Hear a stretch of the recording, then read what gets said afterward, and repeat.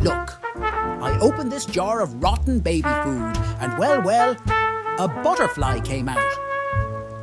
Hey, you hear about the pirate movie? It was rated R. You know. So that's a great comic joke. Welcome to the Comedians and Elevators podcast. I've got my guest Luke Herbel here. Luke, say hi, introduce yourself, and tell us a little bit about yourself.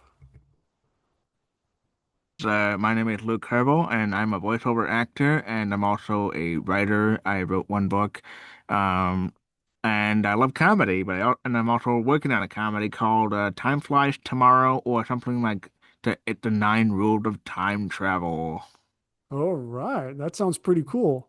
So, do you want to give us a little hint about what's that? I mean, about obviously other than time travel.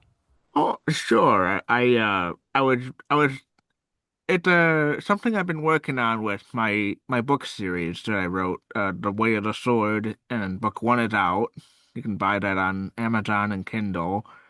It's a little confusing because I borrowed some ideas from Christopher Nolan, like that whole back and forth type thing. Yeah. And so in the second book, which I called The Hands of Fate or The Nine Rules of Time Travel, it's more of a comedy with another character who is he's like this failed actor, like, oh man, why am I not getting hired?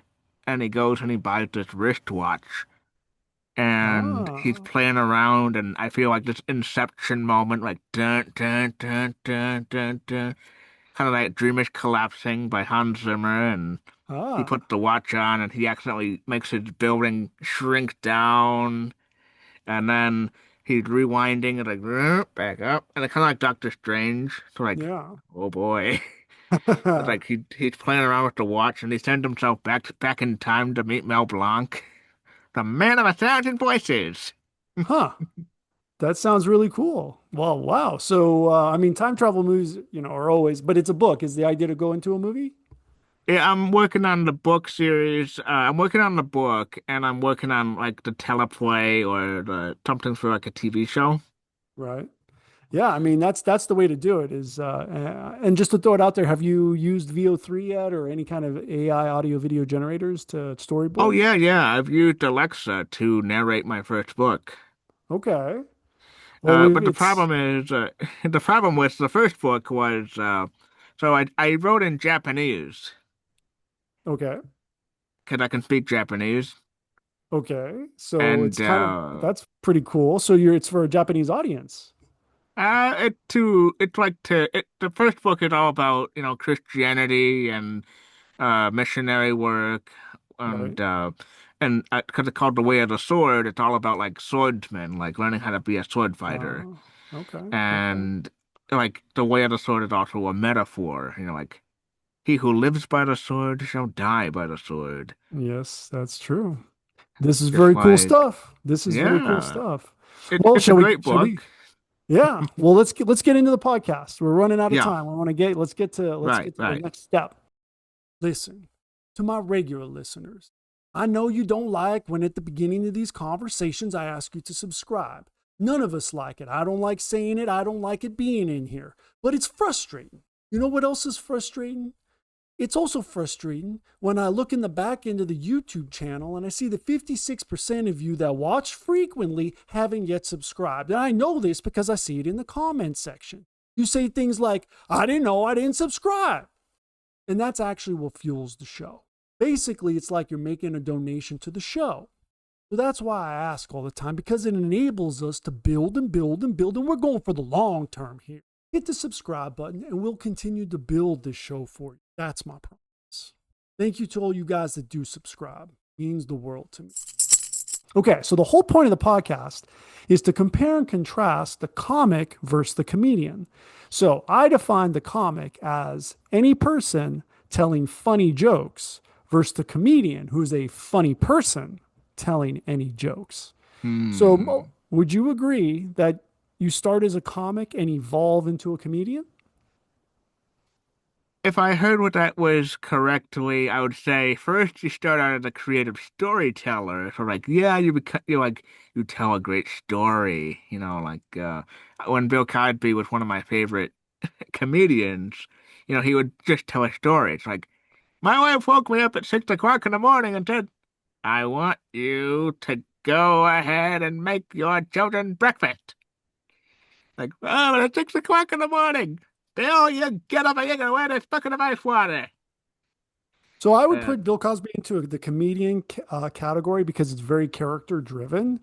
right, But I bet in his early stuff, which I'm not familiar with, he may have had a very kind of structured way of working, perhaps. But I'm not obviously too familiar with his evolution, right? So, but right. Just we'll like use them, even Robin Williams. Robin Williams was an actor, and he just started out as a right? normal guy, and he got to be the genie in Aladdin, and then he would just make a joke up every day, like, it's like, remember, just be yourself. No, definitely. I Or mean, again, another great example of a comedian, right? Even though he does these characters, which are very, mhm, very, what do we want to say, like caricature like sometimes, but even sure, they're very good. Well, let's yeah, put it in context. Let's put it in context of the first question, which is about the role of persona in comedy. So, how all much of right. the comedian's voice is a character versus their real self? Hmm. I see it as the person who comes up on stage and tries to make the audience laugh or give them a heartfelt message. They want to be themselves, but they have to just put emphasis and meaning behind the words they say. Hmm.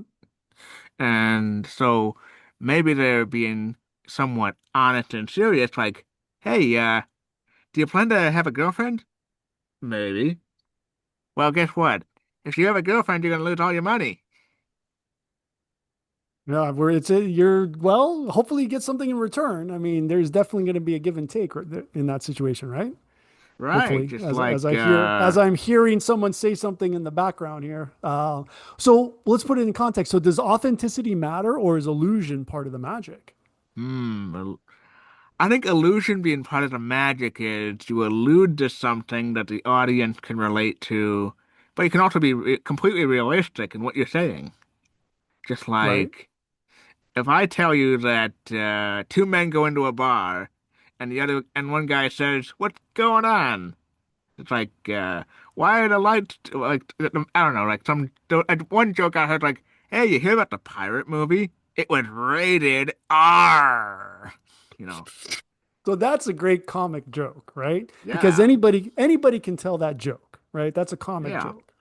But it's still funny because of the way you said it, right? You right, actually you actually surprised me by doing that, and it's right. Just that's the like, key. yeah, just like my mentor Dan Green, who did an anime, being Yu-Gi-Oh! And the Pharaoh and being in Pokemon. He tells me the meaning of the word is more important than how it is said. Like, the meaning of what I say means more than how I say it. Okay, that's Like, hilarious. That's yeah, just hilarious. I like mean, it's good. It's good. It's a good thing because it's like if I'm conveying the message of, uh, hey, Keenan, what happened to yes, the goldfish that went into the ocean? the one I ate or swallowed. He was all washed up. Yeah, I know I'm supposed to say what happened, but I gotta make it difficult for you. Well, So I know. that leads us to the next one. So punching up versus punching down. Where do Oh, comics versus comedians stand on this? So let me put it in some historical context. okay. Did a jealous medieval prince become the first comedian by killing the court jester? I don't really know how that's funny, but it seems to be bloody ironic. It does, doesn't it? Right. So just going to put, right. Yeah, exactly. Just going to throw it out there because it's something most people have never heard before.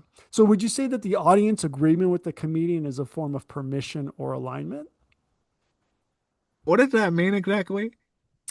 Well, that's the point, right? Are we asking the audience that we to tell the joke, or are we just assuming that we can tell the joke?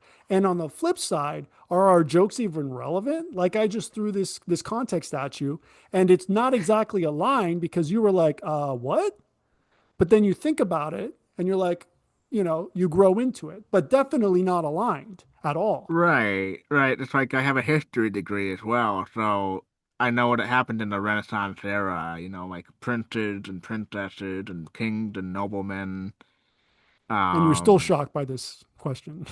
yeah, just like it was like, wait a minute, like I kind of know this answer, but it's like it's there, but it's like I'm trying to figure out what you're saying, but it's like I just don't know what the key is. So it kind of seems like Exactly. this is leading towards like that illusion of something. And I'll tell you, the Like, key is the mhm, magician. The key is the exactly. magician. A Exactly. magician never reveals his secrets. It's Except for like, lately on Netflix, I've been noticing they are actually, and they're combining magic with comedy. mm, This is new, which I think is very very interesting. We're getting to that point where mm, things are all wrapping up into one. mm. So let's throw it on to the next one. So cultural translation of comedy. How do jokes that work in one country bomb in another? Oh, I could name a few. Okay. So there's one joke that I heard um from what you ever watch Frasier? Yeah. So in one episode, Niles Crane says something in Japanese to one of Frasier's boss, and it's like, I don't want to insult the Japanese, but because I'm not in character right now, so I can't speak proper Japanese with hiragana. But what he said was, in the words of my person, "Minya yowayawa," and it's like, and then the lady said, "You watch your mouth," and Uh-huh. he's like, "Oh, you speak Japanese?" He goes, "Yeah," and it turned out what he said was, "Oh, in the words of my Japanese friend, fuck off." That, Yeah, but I mean, like, if I make a joke with a bias or some sort of mentality about somebody from another culture, it's like if I was Mel Blanc being the man of a thousand voices and I'm the one insulting somebody from another country. Or uh like there's a lot to go into that. It's like you can have a joke that's perfectly valid and great, right? Like you can talk about, so I went to bed and I made a cake or something like that. Not okay. that's not the pun. I haven't been in practice with comedy work, but it kind of reminds me of the movie Joker, where he's trying to tell the joke, but he keeps messing up. Yeah, And exactly. but when it comes to like a different country, like they could have a joke. It's like, what did the Chinese businessman say to the guy from Toyota or from the guy to the GM? And he was saying, "Let the sushi roll." Ah, there you go. Like one of those jokes, it's like 'cause I don't want to be like or even in SpongeBob, it's like the hey, did you hear about the squirrel that like something about the squirrel and a light bulb? Like how many squirrels did it take to screw in a light bulb? None. I don't know because they're so darn stupid. I have a pretty Okay. good memory with SpongeBob and with So different that's TV. actually so that's a SpongeBob joke? It's something that SpongeBob made where he was making Uh, fun of Sandy with squirrels. He was I he see. was he was insulting Sandy Cheeks. Okay, so now we're really going into the references. We're bombing in a whole other universe in the comic, the visual comic universe. So this is pretty Sure. good. So so would you say the comics, like especially referring now to kind of the visual comic book hmm style, right? Are comics hmm more universal while hmm comedians are more culturally specific? I would say depending on where the person comes from, it's more important. Like, are they coming from a standpoint where a New Yorker is making a New Yorker joke? Or are they coming from a standpoint where they're a New Yorker who's insulting somebody from another country? Right. Or just like I could make a joke right now and say like this for psychology. So, how many times do you touch yourself? Well, let's see. I just touched myself 5 times on camera without anything happening to me. So you can make So that. yeah, yeah, no, that's I mean, so I'm not sure how to riff off of that one. So I'm just going to throw it to Oh, the I next got one. another Just one for you. okay. Yeah. So I learned French one time, And the very first thing I said as a kid was wee wee. That's good. I was a That is baby, and I went wee wee. that is good. Yeah, Those are it's pretty something that you good. have to have an act for. You have to have Yeah. you have to have a good sense of humor. No, you do. I mean, definitely. Like that's the how do I say this? Those are universal jokes, but the way you're saying it, you've definitely captured it, right? And so Yeah. that's I mean, that's good. That's really good. I like it. It's the way to do it. So Oh, let's roll to thank the you. next one.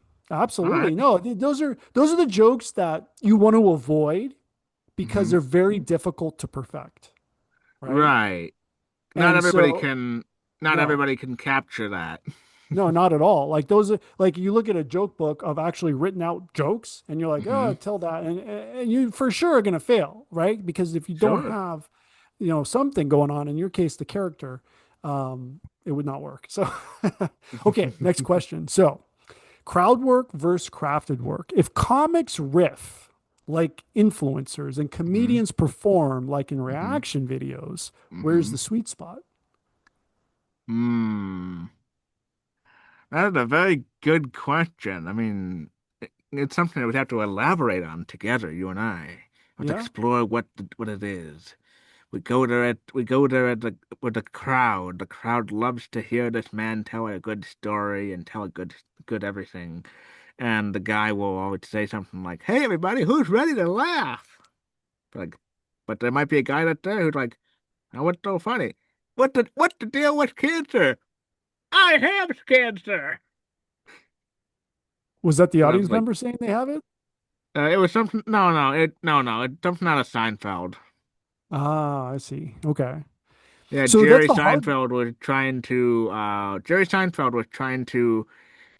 in his show, he was saying, what's the deal with cancer? Mhm. And then the other guy, the audience member is like, I have cancer. I mean, So he's it's ready like, for that one. He's ready for that one. There's going to be somebody for sure. Like, I don't remember that exact scene. Like, you're talking about when, on those episodes when he actually did stand up before or part of the whole show.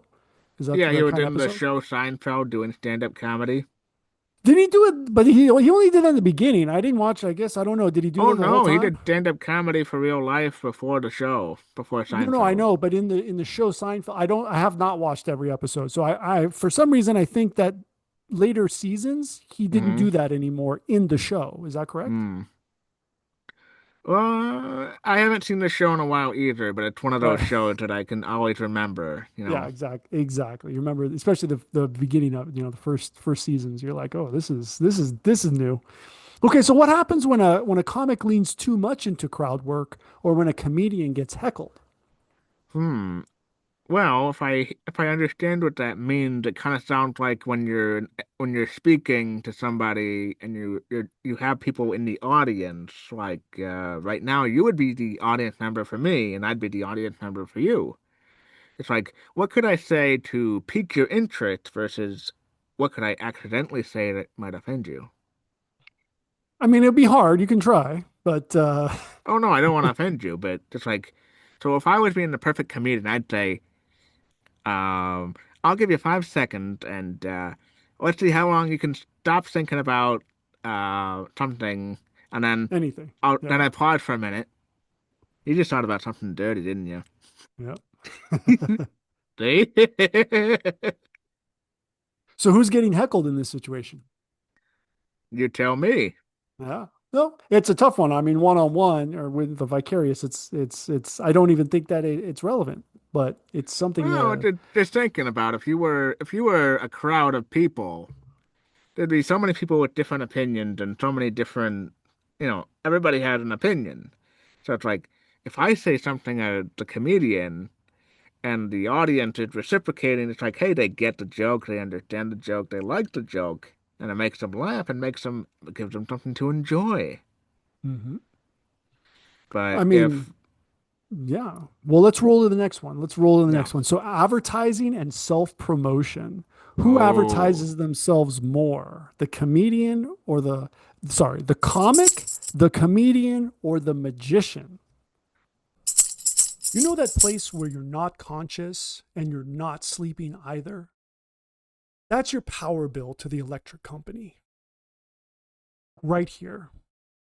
I want us to be here with free energy, where the Wardenclyffe Tower meets the Eiffel Tower. But that's not where we are. We are here, where you've got the utility and you've got residential solar. Between these two, we know which one saves you money. This is where we can go in the meantime. But this is where I want us to be now, and this can be done now.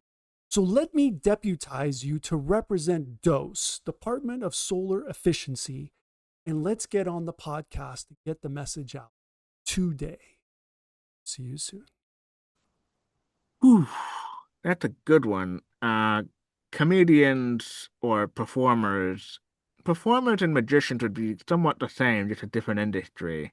One's trying to pull your leg by actually trying to pull your leg out of the casket, and then the other one is trying to pull your leg by just trying to find your funny bone. Mm-hmm.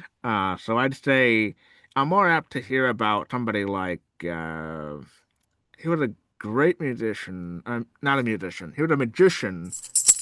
I can't remember his name. He almost killed himself a few I mean, they all times. eventually. Are we talking a long time ago, like Houdini, or Houdini, that's recent? it. Yeah, Houdini, yeah, yeah. Houdini. Supposedly he died in a. Yeah, Houdini did so many stunts that almost killed him, and then he actually did die doing a stunt. Yeah, I So mean, then those there's, were his like stunts you were have. ridiculous. I mean, he's drowning himself, right? Chained in a bucket or whatever, a big vat. So Well, ridiculous. I was also thinking about how in the movie The Prestige and Yeah. Christopher Nolan's The Prestige, you have Hugh Jackman drowning himself, and yet he Yeah. just accidentally cloned himself at the same time Oh and yeah. made himself come back from the dead.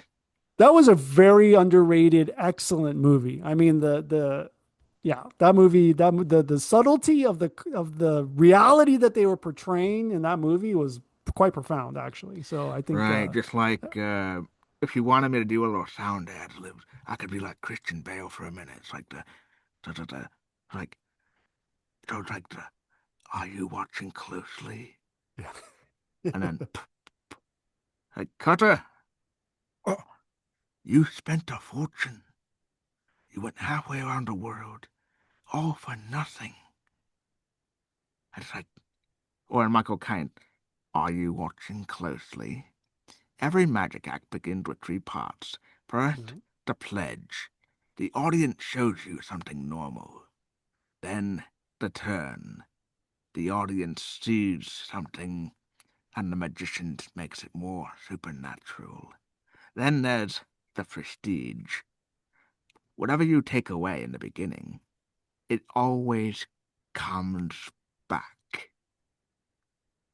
No, I yeah, loved that's that pretty good. movie. No, the movie, it's a great movie. I mean, everyone should definitely see it. It is one to see multiple times. So you may not get it the first time, at least all of it, at Oh, least. I So know. definitely. I had to watch it three times to get it. It's like Christian Bale. It's like the hello, Sarah. And like how did he love Sarah and Olivia at the same time? And then how did he find the wits to actually cut off his brother's finger? Spoiler alert to listeners. Oh yeah, that movie's definitely they layered it in a way where they were like, yeah, people are going to watch this multiple times. Like they were going to that was part of the way to make money, I'm sure. Well, So would you also say, that's huh? Christopher Nolan's style. Yeah, I mean, that's a very good movie. I mean, I'm curious if the result was intended all along, the way that at least I perceive it, because of kind of the subtlety of it. So is self promotion seen as selling out, or is it necessary for survival? Well, okay. So if we go from as a comedian or as a magician or whatever, I would say it's normal to promote yourself if you're trying to sell something to somebody.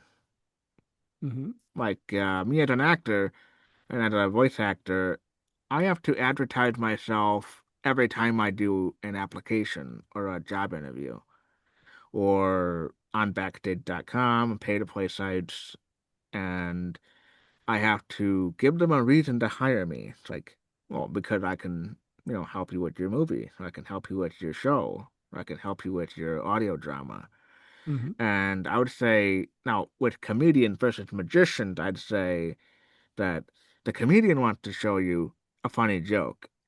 A magician, they want to show you the magic. They want to really say, hey, come to my show, watch me drown myself in tears while Yeah. you cheer for me and I'm drenching wet, almost stabbed by swords and almost in a glass box that just about swallowed me whole. Now, what character is that? Is that an original character right there? I was thinking about one of the characters from my book. Okay. Okay. So original, but you I created it. Yeah, I borrowed the subtlety from the Prestige with that whole Yeah. glass box thing. No, the whole movie is that subtlety is just something you just It's it's shocking once you extraordinary. realize. Yeah, once you realize, like, wait a minute, are all these people dying? Like, what's going on? Right. Yeah. Or just Okay, like next. Inception. There's one Yeah. joke in Inception right there. Like, are you really awake? Like, or am I dreaming? Yeah. No, no, Inception's definitely good. Not as shocking, but still in a great way, in a more intellectual way. Okay. So, censorship and offense. Does a Ooh, okay. comic does a comic avoid offense while a comedian courts it to prove a point like a magician? Hmm. And care to elaborate on that one? I mean, it's so let's okay, we'll put it in context. Who survives better in a cancel culture environment? The comic, comedian, or magician? Well, the magician would be less offensive as far as verbiage, and somebody who's a comedian or a comic who's an actor, like, would just do their job and try to entertain the audience. But somebody who purposely tries to insult somebody, like there was an episode of Seinfeld where the the woman was purposely just insulting Jerry the whole time. Okay. Uh, but then it also reminds me of, just something like when I don't know, like when you're at the sometimes you might say a joke where it's like like there's a saying, if I point my finger at you, there are three of them pointing themselves back at me. Right. Yeah. So it's like maybe something I say right here on stage or in my cubicle. I might say one thing, but three other things might come back at me. Yeah, as Or they would be expected. or just like with the Joker. You want to know how I got these scars? My father was a drinker and a fiend. And one night, he got crazier than usual. And Mommy defends herself with a kitchen knife. And she said, why so serious? Let's put a smile on that face. Now I'm always smiling. I love Heath Ledger. I'm sorry. I have to No, say it's that a right now. I love you Heath Ledger. know, oh no, no, that's good. No, you definitely I mean the character is so I'd say the odd. character's alive in everybody. There's some little part where sometimes that little deceptive clown can show Yeah. up. Yeah, I mean in psychology, I mean he's in so much in his let me put it this way. If anyone's familiar with the MBTI, that character is all super ego, the demon, the devil, everything negative, but in a very, very kind of dynamic way. So, all right, let's go to the next question. Um, timing and delivery. Is it a science Ooh, I like or this an one. right? Is it a science or an art? So, do comics rely more on structure and comedians more on rhythm and emotion? Well, in the word of acting, I would say that for a actor who would be eventually a comic, the actor has to time everything properly so that they can Mhm. get the right message across, or the right scene in a movie, or the right scene in a TV show.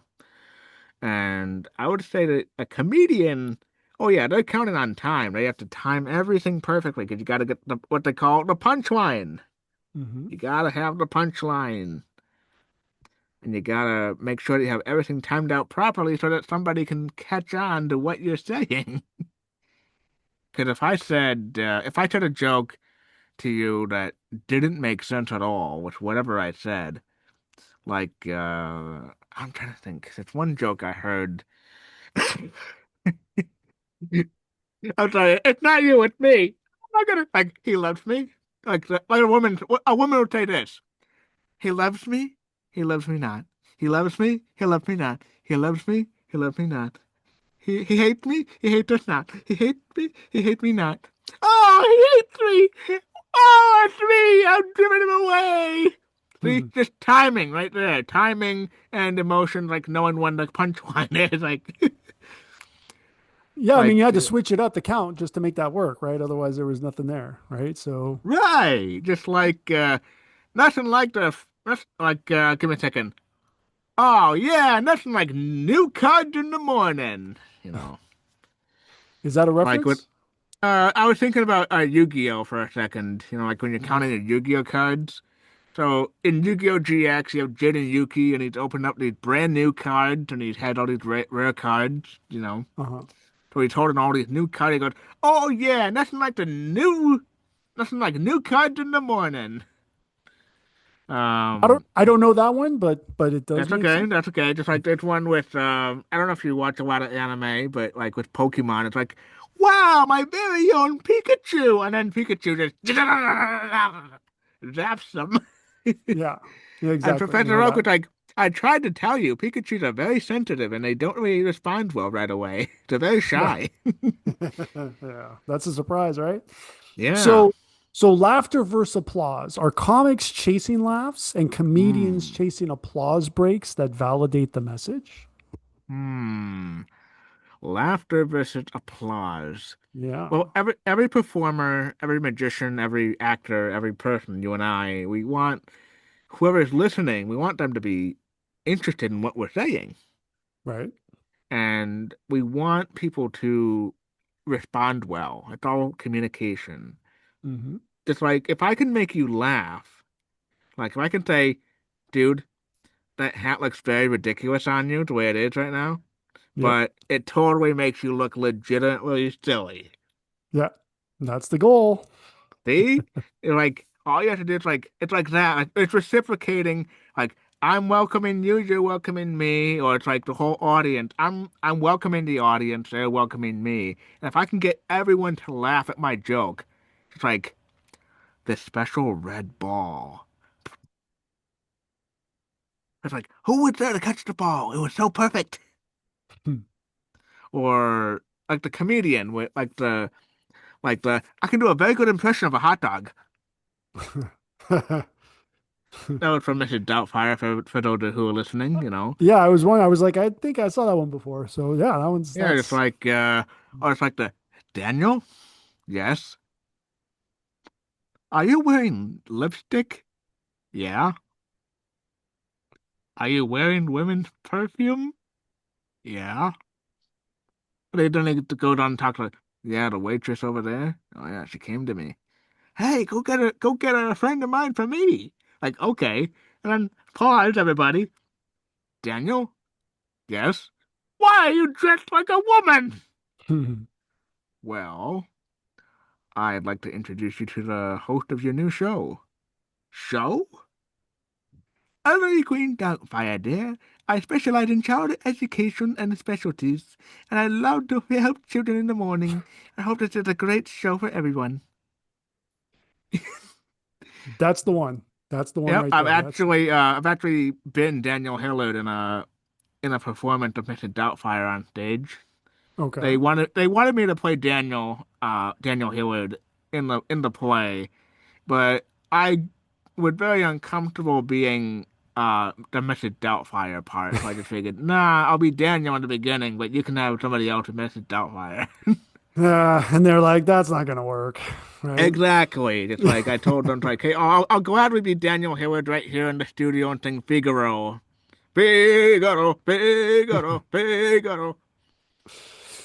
So that brings us to the next, second to last question: comedy as commentary. So when does a Ooh. comedian cross into being a philosopher or a preacher? Oh, well, I'm a comedian, a philosopher, and a preacher. I'm all those already. I mean, just like Okay, so is that good or does it dilute the humor? it depends. There are days where I can just be flat out funny. There are Okay. days where I could be I could make a very valid point. And there are days where I could just be, I could be preaching. Like, it is written. Like, I made this joke to my mom the other day where she says, please take your sandals off of the couch. And I asked her, am I standing on holy ground? Hmm. Because, Moses, when he sees the burning bush, God tells him, take off your sandals and because you're on holy ground. Oh, I It's in don't the Old recall. Testament, folks. Ah, gosh, I But thought I knew. it's not to be taken lightly because that'd be considered blasphemy, and I don't want to insult God. But as a philosopher, it'd be like saying, if I could learn from Confucius, and if I could learn from Socrates and Marcus Aurelius, and I could learn from Bishop Fulton Sheen, and I could learn from all the great intellectual thinkers that show so much knowledge, because knowledge is power. But also, when you want to have a good joke, it'd be like saying, like, yeah, I have all this knowledge and power. But it's like, like, or like a funny moment from Batman. Riddle me this, riddle me that. Oh, if knowledge is power, then a god am I. That's Not my bad. little tribute to Jim Carrey right there. Absolutely. So that does bring us to the last question, legacy. Who gets remembered?